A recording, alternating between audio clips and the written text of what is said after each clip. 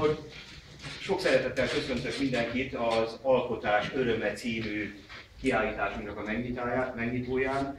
Én nagy öröm van bennem, hogy ez a kiállítás létrejött. Néhány évvel ezelőtt az egyik kiállítás megnyitójában mondtam, hogy navigare necesse est, tehát hajózni kell, és ezt teljesen tágan értelmezve túl kell lépnünk önmagunkon, és alkotnunk kell, mert ez óriási örömet okoz nekünk, és talán azoknak is, akik megnézik azt, amit mi alkottunk. Nagyon érdekes, bementem egyik osztályba, akinek több tagja itt van, és megkérdeztem, hogy egy osztályfőnök jórára helyettesíteni, és megkérdeztem, hogy miről beszélgessünk, és akkor mondták, hogy a transzcendens és az immanensnek a összefüggéseiről, és el kell, hogy mondjam, hogy valóban így van, a természetes, a magában való anyag és az azt meghaladónak a találkozása van most is jelen, hiszen a költészet napján ülünk itt, és úgy hozta a sors, hogy ez a tavasz nekem arról szólt, hogy verseket írtam, és a vers és az anyagnak az együttállása jelenik meg azokban a dolgokban, amiket itt kiállítunk. És akkor szeretném külön is köszönteni a Wieser urat, a fa nagy ismerőjét, szeretőjét. Ő azt gondolom, hogy tudja értékelni azt, aki a fát kézbe tudja venni és meg tudja munkálni. Köszönöm a meghívást. És szeretném megköszönni Zsankó tanár úrnak is, hogy bemutatkozik itt, és megoszta az alkotásait a közönséggel, és két tanulót már ismerősként köszöntünk ezen a kiállításon, hiszen az Olivérrel, a Klince Olivérrel és a Farkas Ede Domonkossal is együtt állítottunk ki már tavaly is, viszont nincs itt. Micsoda dolog ez? A Csipai Balázsnak az alkotásai is megjelentek itt, mint új. Én remélem, hogy egyre többen fogunk ebben az időszakban itt kiállítani, és ugye számomra mindig nagy öröm, amikor egy csónakba tudunk ülni, természetesen egy facsónakba, tanárok és diákok, akik együtt alkotunk. Mielőtt folytatnám, mondtam a Zsankó tanár úrnak, hogyha ugye egy színpadon megjelenik egy pisztoly, annak az el fog sülni nagy valószínűséggel az előadás során, hogyha egy gitár megjelenik egy kiállításon, akkor annak előbb vagy utóbb meg kell szólalni. Úgyhogy én szeretném, hogyha előbb szólalna megtörni azt a monotonitást, amit az én szövegem okoz. Már mondtam, hogy én hozzá vagyok szokva, hogy 45 percen keresztül egyfolytában tudjak beszélni, frontálisan természetesen. És akkor az Olivérnek a gitárját a Balázs fogja megszólaltatni, és ezzel emeli kiállítás megnyitójának a fényét. Meg ugye a gitáron is van egy kis fény azért.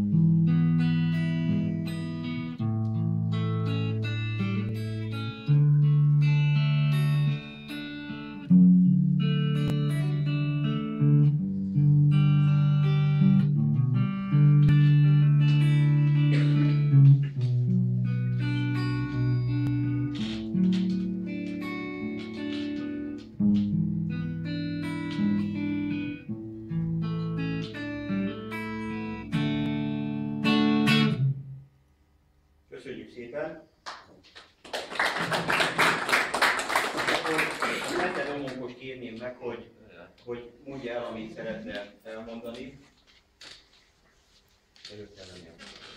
Vegyen elő és állj oda, hogy mutogatsz, mondod, hogy mindig egy ilyen komoly kiállításnak. Köszönöm szépen a szót. Sajnos ide sorokat hoztam. Úgy nagyon jó, akkor is állt elég. Én 4 képet hoztam, ebből 2 szerintem nem kell sok mindent fűzni. Max a címét. Ennek az a címe, hogy a 3 testvér. Ez meg egy simátszerű virág van leintarziázva. Akkor a felsővel kezdeném. Ezt még régebben raktam össze ezt a képet. Az a érdekessége, hogy alig van benne vágás, tehát a fa szépségét próbáltam bemutatni. És itt fönt, messziről nem lehet látni, de majd ha közelebb jönnek, akkor észre lehet venni, hogy itt van egy üstökös formájú göcs benne. És ebből jött az ötlet, hogy Vajda Jánosnak van egy üstökös verse. Ha megengednék, akkor ezt felolvasom. Bocsánat, nem olvasom olyan szépen, de tanár úr mondta ma reggel, hogy olvassam inkább és megtűzzem ki a falra. Vajda János, az üstökös. Hangosan. Az égen fényes üstökös uszája, az ég felétől le a földre ér. Mondják, ez a ma nagy, melynek pályája egyenes, viszont sose tér. Csillagvilágok fénylő táborán át a végtelenséggel versenyt rohan. Forogni körbe nem tud, nem akar, hát örökké társtalan, boldogtalan. Imádja más a változékony holdat, a kacéron keringő csillagok, fenséges niópéja az égboltnak, lobogó gyász, én neked hódolok. Szomorú csillag, életátkon képe, sugárecset, mely festi végzetem, akárhova mész a mérhetetlen égbe, de mindenütt egyetlen, idegen. 1882-ben írtam. Köszönjük szépen.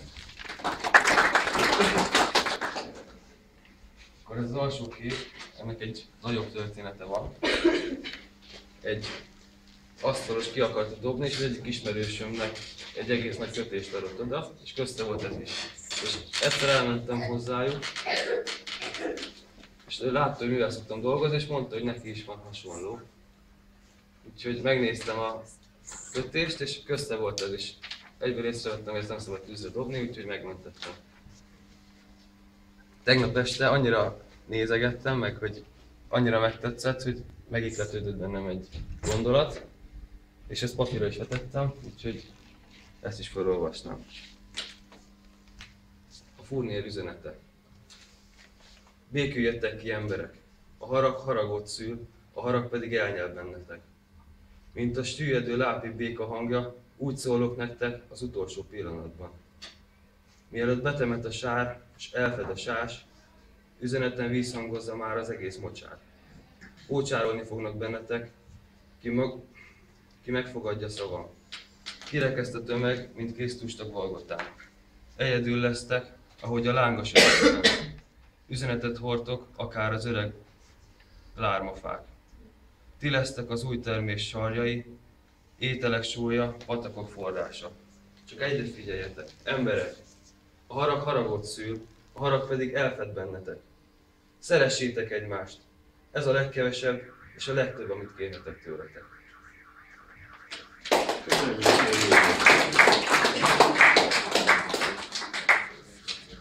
Az alsó meg egy kaparmány. Jó, de le kéne tesztelni, csak jelenik az a jelentkező, de meg kell még egy kicsit csinálni. Ja, meg a cita úgy, természetesen. Nagyon szépen köszönöm a szót. Olivér, megelégszem arról, hogy a gitár megszólalt, vagy te is szeretnél? 100%-ig megelégszem, hogy lehet beszélni gitár szerintem.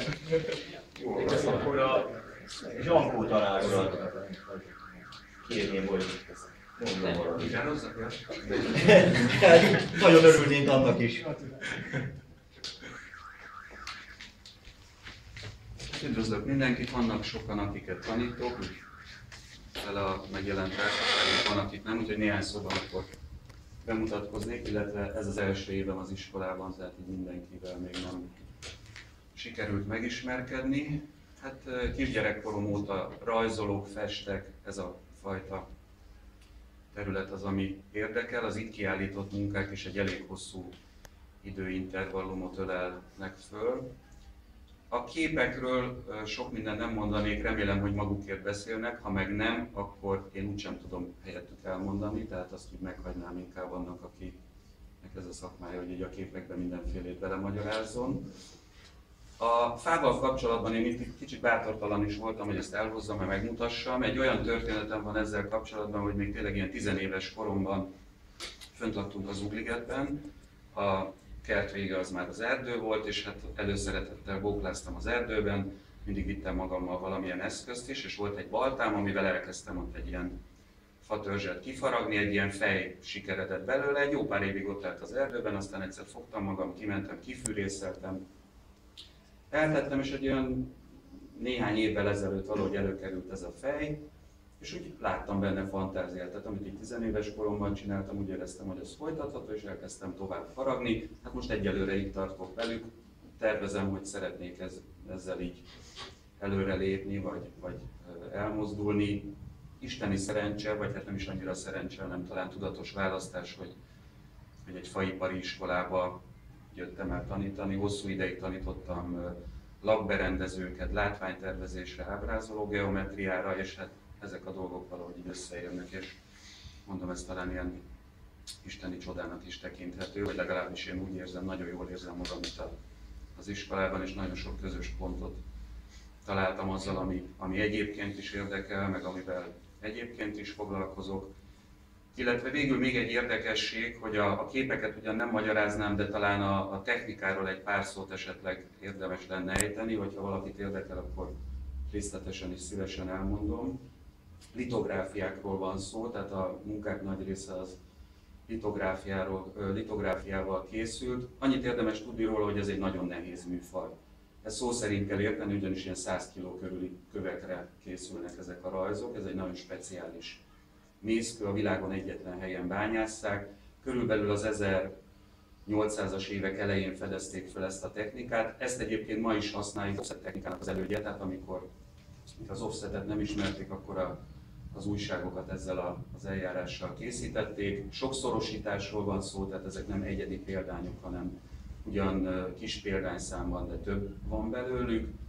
És ami még egyébként tényleg a technikai nehézséget jelenti, hogy nem adja magát ennél a technikánál, hogy színes legyen a kép. Mindegyiknél oda is írtam, hogy színes litográfia. Ez ugyanis azt jelenti, hogy ahány szín szerepel a képen, annyiszor meg kell rajzolni. Tehát, hogyha 10 szín van rajta, körülbelül annyi szín van egy ilyen képen, bár tudom, hogy a színeim elég visszafogottak, tehát nem az látszik ebből, hogy mennyire színes ez a dolog, de körülbelül 10-szer vannak megnyomva darabonként ezek a lapok, tehát 10-szer kellett ezt a követ megrajzolni. Egyébként annak is javaslom a technikát, aki közben erősödni is akar, mert hogy ezeket a köveket úgy munka közben mozgatni is kell, tehát így a fitness és a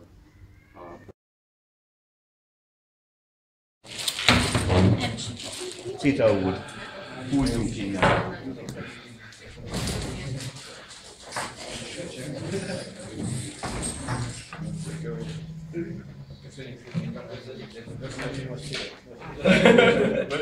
Mindegy, olyan valami. Jó, akkor először inkább megmutatom, hogy Jó, akkor majd a befejezés mi lesz. hogy tanultam meg gitározni. Na. Jó. És hang is kéne.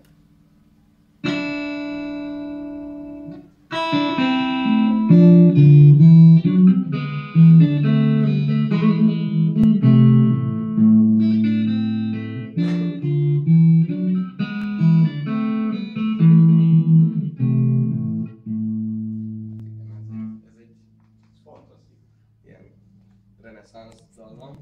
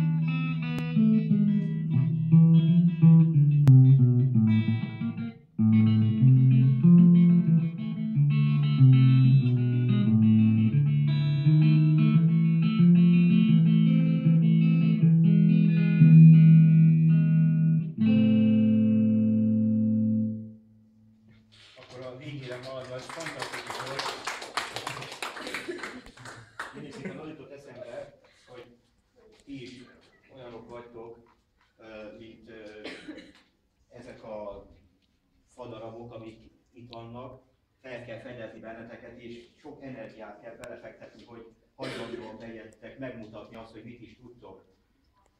De érdemes egy kicsit küzdködni, és nagyon örülök, hogy Balázs, te is eltakarod magad legalább 3 kapusznéval, hogy észrevehetjük, és ilyen kincsek vannak itt az iskolában. Én is mondanék néhány szót.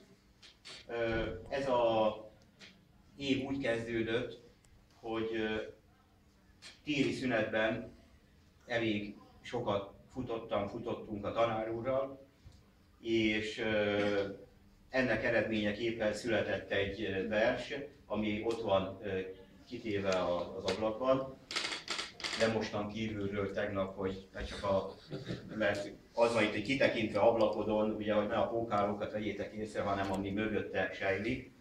És nagyon érdekes, és a Zsankó tanárról is beszéltünk azokról a dolgokról, hogy hogyan ihletik egymást a különböző alkotások.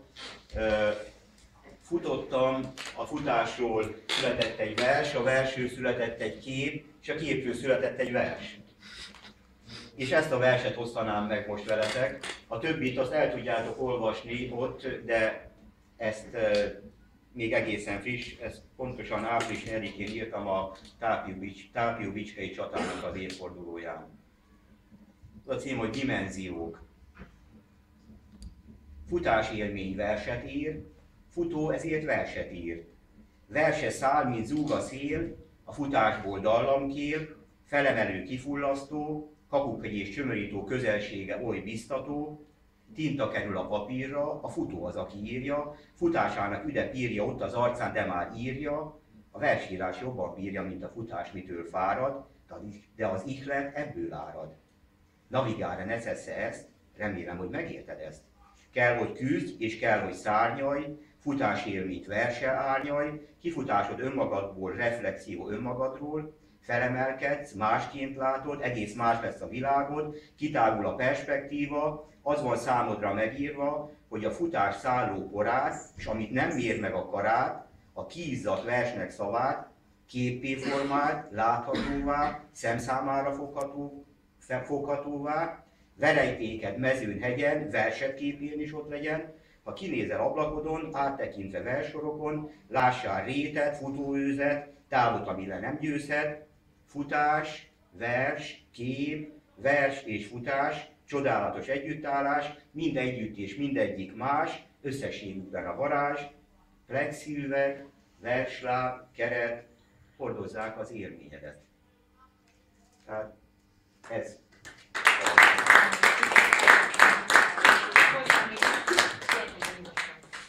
Remélem lesz még vers, mert... Nem baj, majd elmondom az irodalmi... Kávéházon.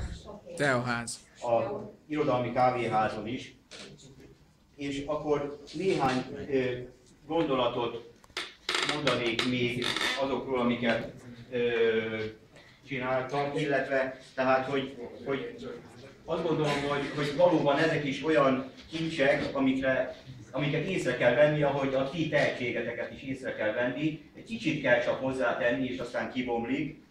Kérném szépen, ezek a fa elemek a 500 éves Balaton akaratjai Rákóczi fának a részei, ami körülbelül 10 évvel ezelőtt végleg kiszáradt, elpusztult, és ott rothatsz málig szét. És mivel többször előfordulok akaratján, megtaláltam ezt, csináltam fényképeket is róla, és gyűjtöttem belőlük néhány darabot, és ugye itt van a transzcendens, hogy ez egy 500 éves szilfa, és az egyik kedves tanulónak éppen szilfa hegyek álltak a rendelkezésére, és ez megihletett, hogy szilfába tudjam foglalni ezeket a szilfákat, és azt gondolom, hogy nekem nagy élményt nyújtott ez a találkozás, hogy a szil megjelenhet. A másik kincsek, amiket egy ilyen kővásáron találtam, ezek az orthoceras kövületek, és ezeket próbáltam meg méltó módon bemutatni, nem úgy, hogy kiveszem a zsebemből és nézd meg, ilyen szépek ezek a több milliárd vagy millió éves kövületek, és ezt követően pedig ez a mintát átvéve egy kis faberakást készítettem. A technológia itt van pontosan leírva, hogy versbeszedve, hogy hogyan készült. És akkor én nem is mondanék most talán mást. A Wieser úr jelezte, hogy ő is mondana néhány gondolatot, és köszönjük szépen, mert hogy azért jó ez a kis megnyitó, hogy mindenki, a Citam úr is, hogyha akar valamit mondani a lábon szára szép szilfáról, akkor elmondhatja ő is. Köszönöm a szót, és egy-két reflexió. Jöjjön ki. Nem, jó ez itt. De akkor háttal van, itt. Dehogy is, sokkal jobb. Első a tanárúrhoz lenne egy reflexió, hogy a nagy elődjét példaképnek kellene venni a Seifert János tanárúrnak, aki az 50-es években ábrázolóként tanította. Először is az egész osztálynak, gondolom az egész iskolának megtanította azt, hogy olyan nincs, hogy elfelejtettem. Mi nekünk abban az időben mindenkinek volt felejtős füzete. Aki egyszer elfelejtett, annak kellett felejtős füzet. És abban mindent be kellett írni, tehát olyan nem létezett, hogy ezt jó példának mondanám. A másik, az ábrázoló geometria. Nekem a szakmán kívül a szívem csücske volt az ábrázoló geometria, a Seifert tanár úrtól tanulta meg a térlátást. Ugye a transformálástól kezdve minden, tehát hogy ez egy óriási dolog a szakmában, ezt legyen szíves csúcsra vinni itt a gyerekekkel, mert ez egy nagyon fontos. A másik, gondolom tudva levő, hogy én sok iskolában megfordulok, és hát ugye mindig az az első, hogy ilyen előírt dolgokat kell megnéznem, félig takarfogazást, ilyen keret, olyan keret, és most meglepetéssel tapasztalom, hogy hát ezen túl is van világ, hogyha egy iskola fölkarolja ezt a művészeti témát, és hát ezek a darabok nekem nagy meglepetést hoznak, akármelyikre ránézek, és ehhez én csak azt szeretném hozzáfűzni, hogy a szokványos tanmeneten kívül az iskola igenis foglalkozzon ezekkel a dolgokkal, mert egy jó szakma nincsen művészi beütés nélkül, és igen, akinek van kedve, az hangszert vegyen kedve, de akinek van kedve, az festőecsetet, vagy vésőt, szóval ez elengedhetetlen. Most megint visszakanyarodok az én családomhoz. Én 59-ben végeztem, a húgom 4 évvel később 63-ban, faipari technikusként itt végzett, egyetlen egy lány volt az osztályban, és ha beütitek azt a nevet, hogy Wieser Júlia, olyan festményeket fogtok látni. Tehát a művészetet fölvette a szakma mellé, és a mai napig tud politurozni, ismeri a szakmát, de a festőművészetnek egy kiváló alkalmazója, illetve festőművész lett belőle. További sok sikerekkel kívánok mindenhez, és hát remélem, hogy szerdán jókedvel fogunk visszajönni a BMW-ről. Köszönöm szépen! Köszönjük mi! Elmondani, hogy valóban ez a kiállítás, ugye az iskolánknak a nagy kiállítása, az a vizsgamunka kiállítás, ahol ugye mondhatnám azt is ilyen műkorcsolya kifejezéssel, hogy a kötelező gyakorlatok vannak bemutatva, és ezek pedig a szabadon választottak. Tehát így teljes, én azt gondolom, a kép, hogy minden tanulónak, aki technikus szeretne lenni, el kell készíteni egy vizsgaremeket, és igazából ez az iskolánknak a fő attrakciója, de valóban azt gondolom, hogy ahogy a Wieser úr is mondta, hogy megjelenik egy, és mivel van az iskolánkban művészeti képzés is, ez is talán inspirálólag hat, hogy megjelennek a különböző alkotások. A munkák mellett is. Be kellene tenni majd arra a kiállításra. Egy bizonyos részét. Nem tudom, ebben nem vagyok kompetens sajnos. a kérdésben, és akkor én azt gondolom, hogy utoljára most, amit ígértünk, hogy végre a úrok közé csaphat a fiatal barátom, és teljes egészében kibontakozhatja önmagát is, nem csak a tanultakat, hanem a személyiségét is beleviheti. Próbáld meg, na, csak te túl hosszan. A helyzet az, hogy én még ebben a kiállításban nem tudtam igazából elmerülni, és én is csak ámulok és bámulok, és ilyen megérintett azok a gondolatok, amit a Zsankó tanár úr mondott, de mégis azért örülök, hogy az én mostani osztályomból is néhány dolgot sikerült ebbe becsábítanom, mert ha a faiparban valakinek nem lehet újdonságot, újat mondani, vagy meglepetést okozni, akkor arra azért lehetne fogadni, hogy az körülbelül egy ilyen Vizer József nevű személyiség, egyéniség lehet. De ha figyeltétek, nem tudom, hogy ezzel a nyavajával sikerült-e fölvennem, mert most próbálkozom másodszor. A múltkori alkalommal egy csodálatos művészi alkotás lett a fölvett videóból, feje tetején állt minden, amikor voltunk ezen a gólya kiránduláson, hogy azóta se tudtam technikailag megfordítani, hogy most hihetetlenül izgalmas, hogy én fogom rosszul a történetet, vagy az egész olyan, mint a gyártója, nem mondom, hogy ki a gyártója, de mindegy, hozzám került egy ilyen készülék, hát én is kísért nyugodtan röhögjék ki, ezért mondom, mert nem kell visszafogni. De számomra az egyik legfontosabb mondat, a legjobban ajánlom a Feriéknek is, akik lassan kiteszik a lábukat az iskolából, meg ajánlom akik kis 9-eseknek, akik most teszik a lábukat, hogy valójában itt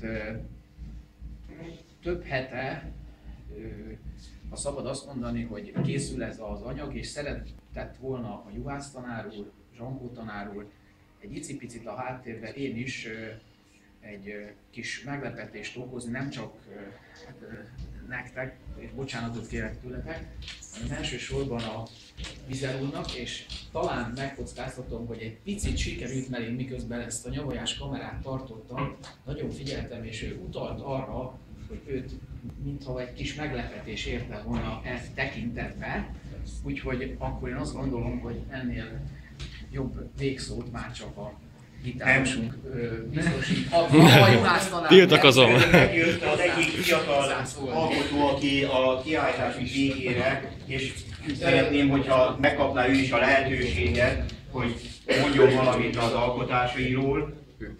Balázs. Mindjárt megyek én is, Laci.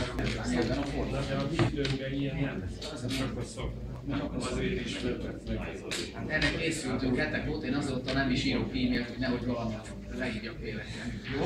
Köszönöm, bocsánat, hogy máért. És igazából azt kell mondjam, hogy az első 2 évben az iskolában nem nagyon csináltam semmit.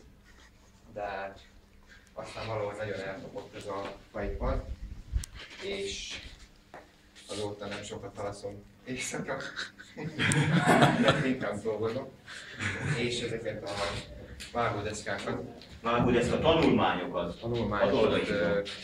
Novemberben kezdtem el csinálni, egy ilyen amerikai tanárnak az inspirációjára, és hát jó pár elkészült azóta.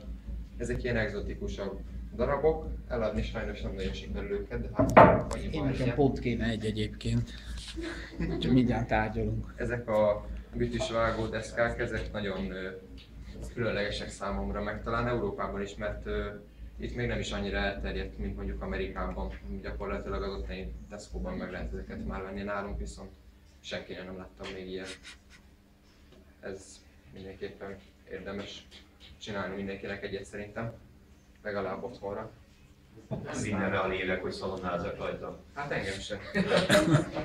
A kupa. Ezt a Juhász tanár úr találta ki, a mintázatot is, és ugye ez a szilfa dolog most nagyon megy az iskolában. És hát nem tudom. Ez a kettő volt a Balázsod, megcsinálta nekem ki ezt regált. Igen. Ez az első kupám egyébként, és nagyon élveztem. Úgyhogy biztos csinálok még jó párat. Ez pedig csak egy ilyen tegnap délutáni összerittyentés, de ez a körfűrész tárcsa másra már nem volt használható, úgyhogy sajnáltam kidobni. Úgyhogy inkább csináltam egy órát belőle.